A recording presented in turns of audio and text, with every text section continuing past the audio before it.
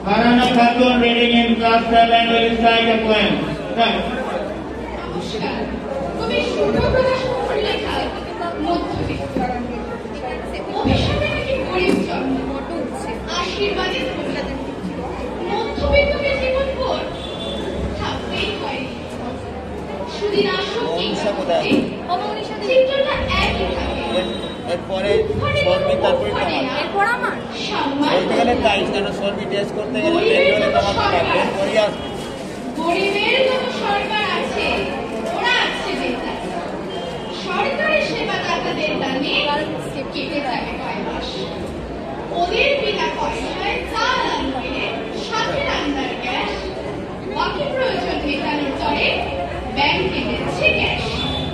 ওরা কর্মবিহীন অর্থবিহীন দুহাত পেতে নিতে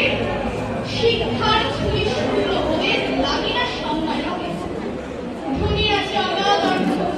খাদ্যের উৎবৃত্ত অভাবের চলে হাসপাস প্রায় শুধু তাদের ওদের নেই সরকারি দান কিংবা দ্রব্য অল্প মূল্যে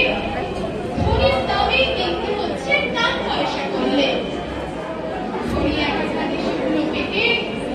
কালে কলমে ডগায় বাসিক শিল্পী পেটে নৌকাকে একা কথাটা আমরা প্রিয় শিক্ষক বেতন বিহীন বাড়িতে যেতে পড়াতে নির্বাস দিয়ে চেয়ে থাকে শুধু শূন্য চালের বাড়িতে শিল্পীর তুলি একা ক্যানভাসে রঙের মূল্য ভারী শিল্পীর তুলি একা ক্যানভাসে রঙের মূল্য ভারী ক্ষুধার্ত ছবি পড়ে একবারে মেয়েদের মূল্য তাই মৃত্যুর ভয় পথ ছাড়া সব জমায় বন্ধ শ্রোতা দর্শক অভাবে শিল্পী সুরেরা হয়েছে অন্ধ তবলছি ঘরে একা তবলায়